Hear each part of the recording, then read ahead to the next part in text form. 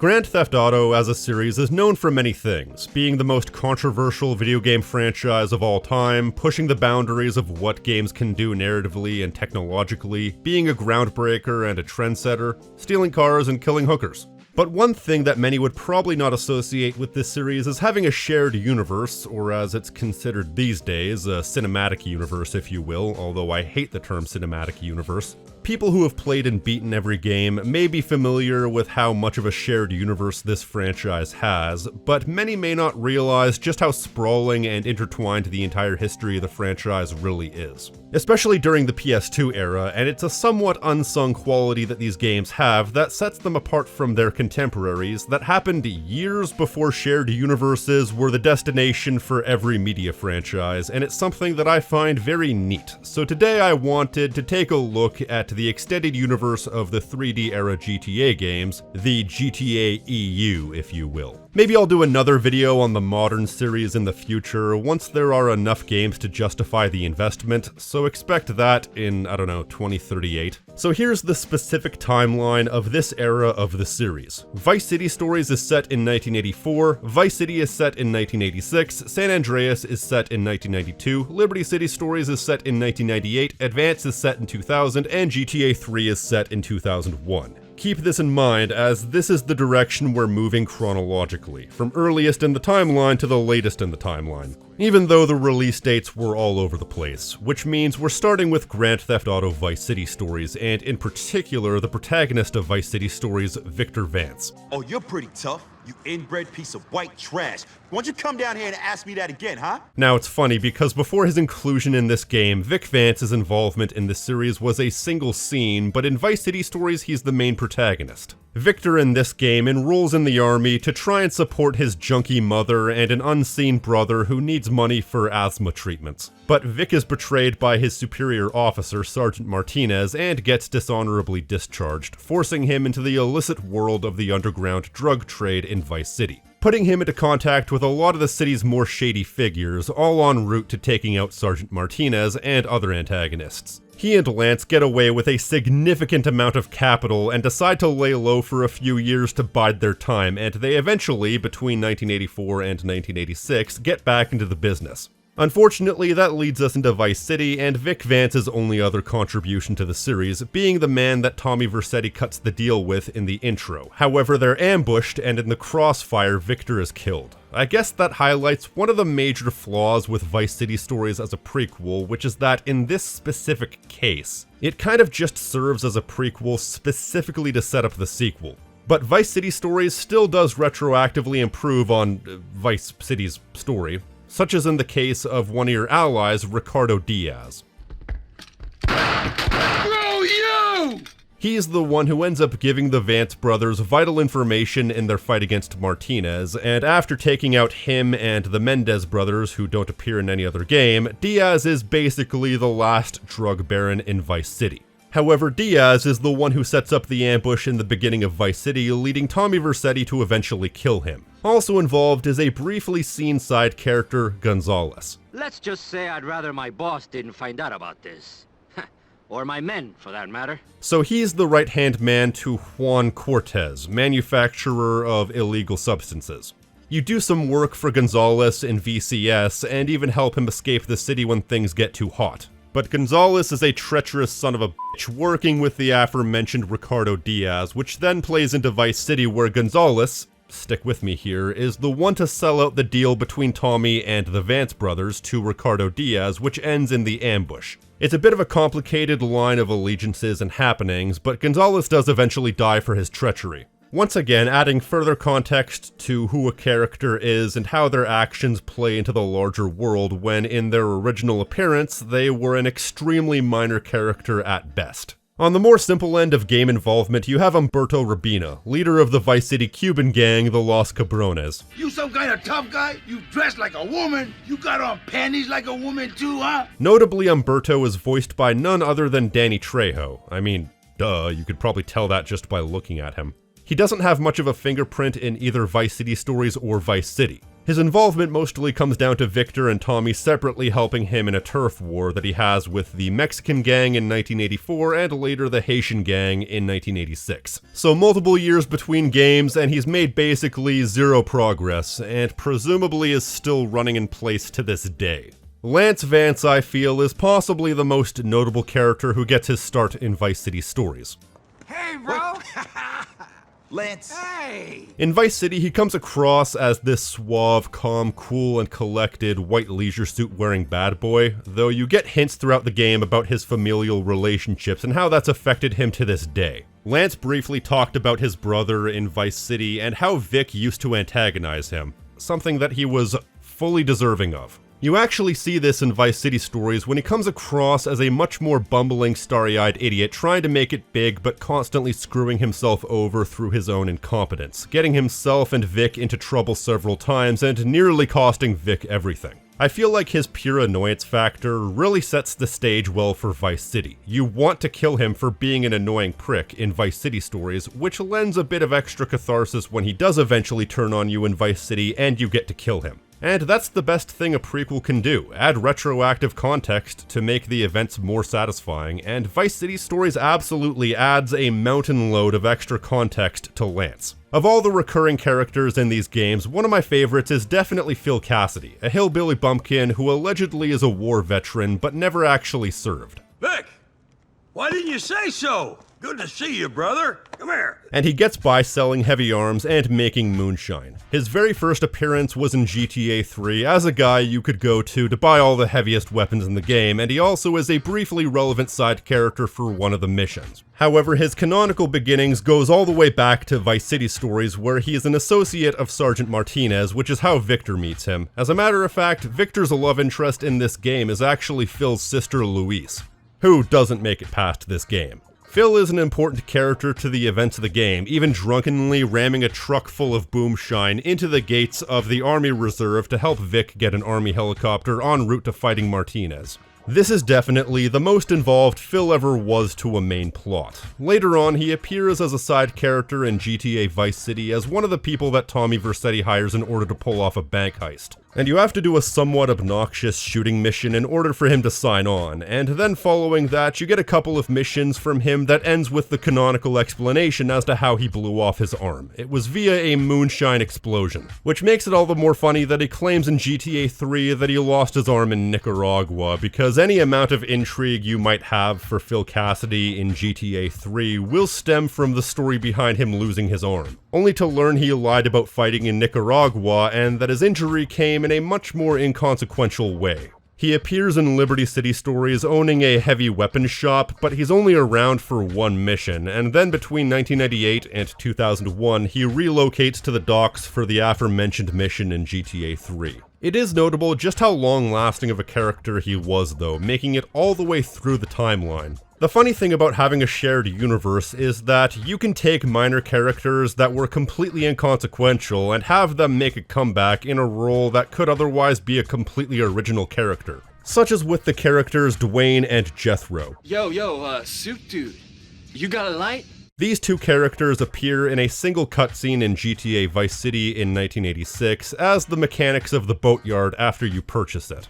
They're a couple of zonked out stoner dudes who could not care less. These guys could have never been seen again and nothing of consequence would have changed, but they decided to bring them back for GTA San Andreas. Between 1986 and 1992, they both moved to San Fierro. They also both had some sort of history with the truth. Jethro was fixing cars, meanwhile Dwayne ran a hot dog van, and they were both hired as mechanics when CJ opened a garage. That's the sum total of their involvement, but they do appear in a surprising amount of cutscenes despite not really contributing much. A similar thing happened with Kent Paul, who in Vice City is the manager for the band Love Fist and also takes part in the plot in various other ways. He would eventually start managing a band called the Gurning Chimps off-screen and decided to go to San Andreas to try their luck, but a bad peyote trip leads Kent as well as the band's leader Makar trapped in the desert. Kent eventually becomes a key figure in the recording process for Mad Dog during his comeback towards the end of the game.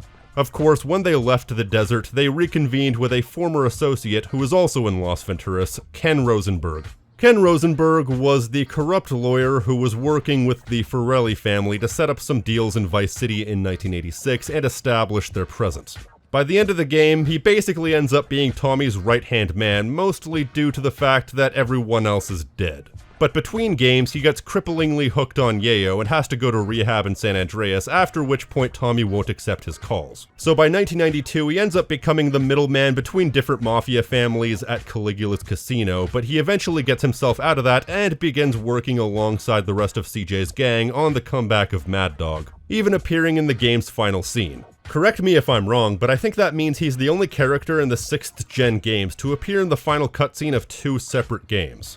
And it's interesting how between 2 games you end up seeing the rise, fall, and continued rise of a relatively inconsequential character, Ken Rosenberg, the true star of the series. However, possibly the most prolific character that had their canonical beginnings in GTA Vice City would be Donald Love. A lesson in business, my friend. If you have a unique commodity, the world and his wife will try to wrestle it from your grasp, even if they have little understanding as to its true value. Now, Donald Love could not be any more of an on-the-nose parody if he had bad hair plugs, but to their credit, Rockstar Games were parodying Trump long before everyone else was. But in Vice City, Donald Love was nothing more than a starry-eyed upstart and protege to real estate baron Avery Carrington, who even coined this particular phrase. Now, nothing brings down real estate prices quicker than a good old-fashioned gang war.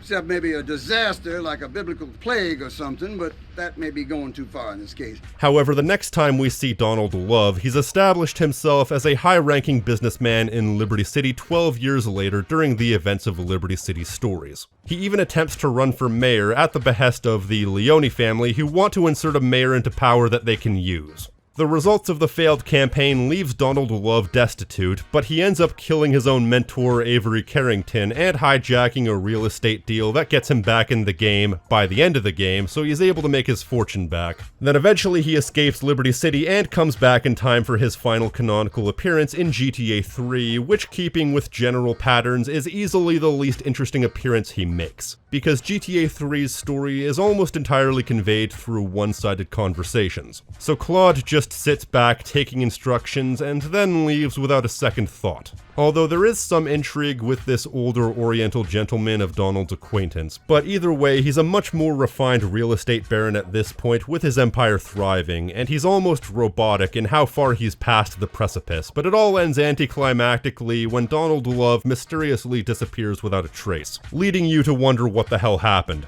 Moving on to San Andreas, you know what's funny about this game? The casino subplot is essentially the convergence point of every single game in the entire series, which includes the big man himself, Salvador Leone, as well as his future wife Maria. Just feel the weight of the weapon, sweetheart.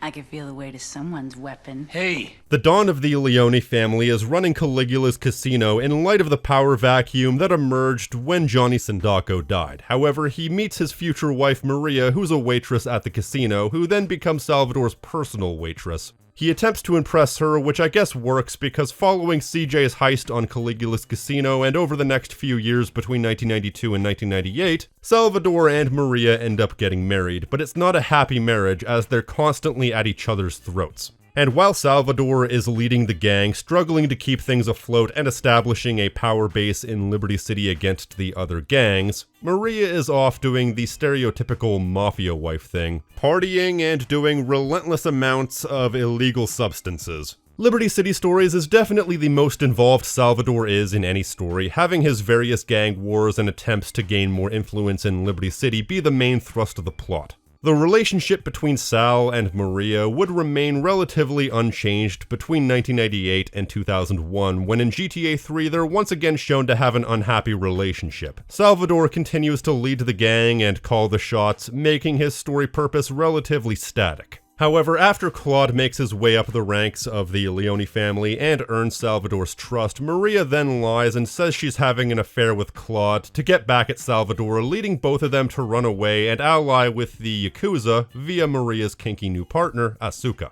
As an initiation, Claude is forced to kill Salvador Leone, which marks his canonical death. Maria, meanwhile, survives right up until the end of the game, where she's captured by Catalina and held for ransom. Catalina being the main antagonist. And after saving Maria and getting his revenge, Claude and Maria walk off into the sunset, although Claude was clearly not interested in Maria generally, and saving her was merely a byproduct of getting his revenge on Catalina. So while Maria is rambling on and on and on, we fade to black and hear a gunshot, presumably signaling her death as well. This one cost me $50.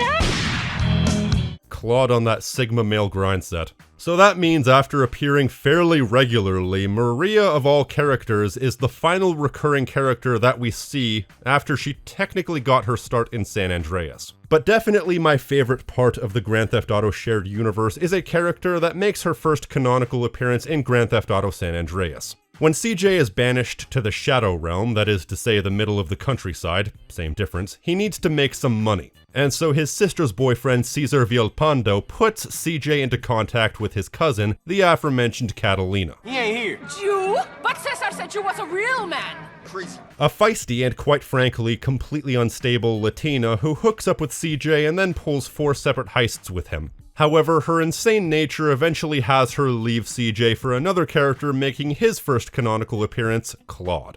It's heavily implied that she shacks up with Claude as revenge against CJ for something that only really happened in Catalina's mind. Catalina and Claude would then go on to become the antagonist and protagonist of GTA 3 respectively. Following 9 years of running heists together all over the country, Catalina decided to betray Claude and leave him for dead, while she moved on to much more lucrative ventures with the Colombian cartel. And it just creates this world of coincidence where this one event of Caesar introducing CJ to his cousin may have potentially been the catalyst, or Catalinaist, that made GTA 3 possible. And of course, this is all retroactive continuity, so they had the ability to construct a sequence of events that were as 1 in a million as this was. But it's still really neat that Caesar essentially kickstarted a domino effect that caused an entire game to happen. Unfortunately though, because GTA San Andreas was the third of the 3 console games to come out, that means that characters in GTA San Andreas don't really have the same opportunity to affect the timeline outside of this game, because they weren't thought up until after those games came out, meaning that characters from other games can appear in GTA San Andreas, but not the other way around. As much as I would have liked them to. I would have loved to see Torino, for example, maybe interfere in the Liberty City mayoral campaign in Liberty City Stories between Donald Love and Miles O'Donovan. And given the release date and chronological placement of these games, that could have technically happened, but no such luck, I'm afraid. There is, however, still some implicit involvement that San Andreas can make to the overall series. The first canonical appearance of Tony Cipriani was in GTA Liberty City Stories, where he was the protagonist. Hey, boss, you okay? Do I look okay? No. And as a matter of fact, he was coming back to Liberty City after going into hiding for a few years after killing what the box blurb describes as a made man as a favor to Salvador Leone. I don't think it was ever specified in the game that it was a made man, and it's entirely possible that the box blurb was written by someone who didn't have all the details, which is why it's an ongoing discussion to this day whether or not they meant high-ranking gang member instead of made man. And as such, that person that Tony Cipriani whacked could very well have been Carl Johnson or even Woozy Moo, both of which Salvador Leone had a personal vendetta against after they pulled a heist on Salvador's casino. Now, since this is a theory with no real evidence to back it up, one can't be sure whether or not it's true. But I'd like to think it is. It would kind of suck to have CJ or Woozy's story end off screen in that way, but if you ask me, it's something that would have made sense. You play with fire, you get burnt, and all that. Well anyways, Tony Cipriani has to make his way back up the ranks of the Leone family, as well as contend with a few different minor antagonistic factors, like Tony's elderly, unpleasable mother. It's pretty notable as being one of the few, possibly the only GTA game, that doesn't feature a major betrayal. Tony spends the entire game working towards the interests of the Leone family and fighting against other crime families. And meanwhile, you spend the entire game wondering how many of these characters aren't going to make it to 2001. But everything returns back to normal by the end to set the stage for GTA 3, where Tony is one of the people that gives you missions early on into the game, while Claude is working for the Leone family. Although his antagonistic relationship with his mother still carries over into the new millennium. Granted, she's not sending Hitman after him anymore, but that's besides the point. And another notable thing about the progression between 1998 and 2001 is that multiple people had antagonized Tony for being too skinny in Liberty City's stories. Not sure if that's a cultural thing or not. But either way, by 2001, he's much more rotund, possibly because of all these comments. Rotund, much like Ray Machowski, who appears alongside Leon McCaffrey. I don't know how somebody hasn't put a bullet in your Mother Teresa head yet. Hey, watch your mouth, Leon. I can't believe we're having this f***ing conversation. A couple of corrupt cops who worked with Tony in 1998, but by 2001 were on the outs. And Ray needed Claude to kill Leon in order to save Ray's skin. Which also adds a neat little bit of backstory to this otherwise inconsequential plot point in GTA 3. Liberty City Stories also shows us the first canonical appearance of 8-Ball, the explosives expert who supplies us with a van full of explosives to destroy Fort Staunton. Hardware like this takes time to put together. I'll be in touch.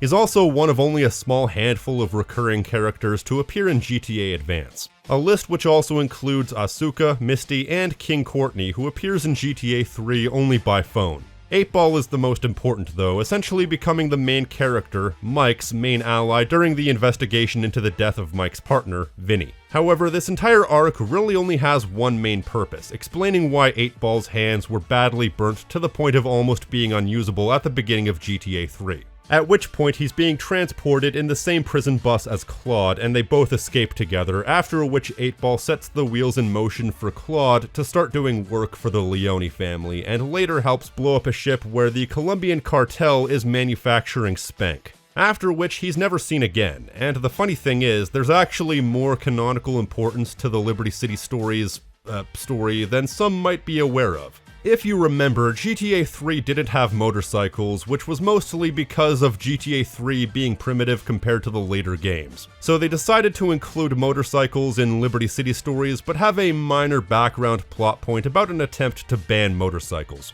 retroactively explaining their absence in GTA 3, an attempt by an advocacy group called American Road Safety for Everyone, otherwise known as ARSE.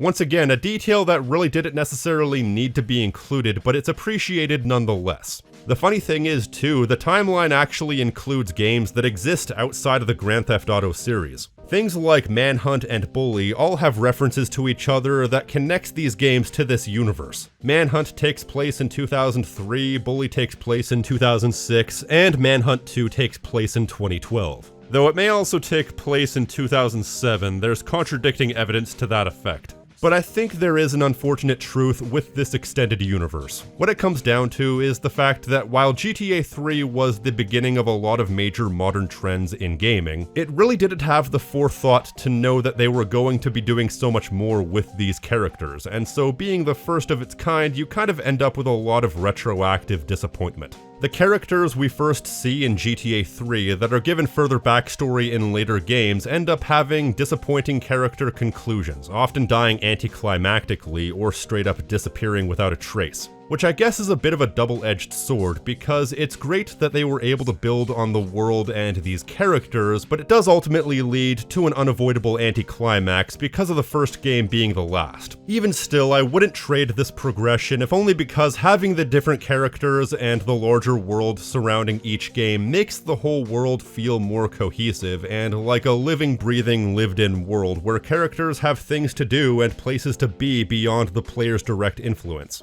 And it makes you feel like a small part of a larger world regardless of which game you're playing. And everything beyond the story at hand can be summarized with, well, these characters continue to exist until they don't. Which I guess is very true to life, how sometimes you don't get that closure. There's so much fertile ground for universe building that they take advantage of, and even though I've gone over all the big, relevant characters, there's still far too many minor references and cameos for me to go over. Sometimes it's so subtle that you barely even notice, as there are certain situations where they'll make a reference to a previous character as a background element, or slot in some random character for a radio interview between games. This is the type of universe that you can examine and pick apart until the cows come home, and I guess not many developers got to do this because not many developers made so many games in such a short amount of time. all with such a diverse cast of characters. Unfortunately, GTA 4 was a reboot that reset the timeline, and the current GTA timeline, which has been running since GTA 4, only includes that, episodes from Liberty City, Chinatown Wars, and GTA 5. And I guess online as well if you count that as being separate. Which just isn't as interesting to me because despite all but one of these games taking place in the same city, there's very little crossover, and this timeline has been going significantly longer than the 6th generation timeline and still has significantly fewer games tied into it. But once again, it's not like this is a priority, it's just a bonus. So it's not like I can reasonably get bent out of shape by this, especially when there's so much more about GTA and Rockstar games to get bent out of shape over. You guys used to be one of the good ones. That's all I've got. If you like what I do here and want to support the channel, you can like this video, leave a comment telling me what you think, subscribe, and hit the notification icon so you're always up to date on what I'm doing. It really does help a lot. And if you want to support the channel in a more direct fashion, you can pledge to my Patreon for unique perks and rewards such as early access, Discord benefits, exclusive content, and more alongside these fine folks right here.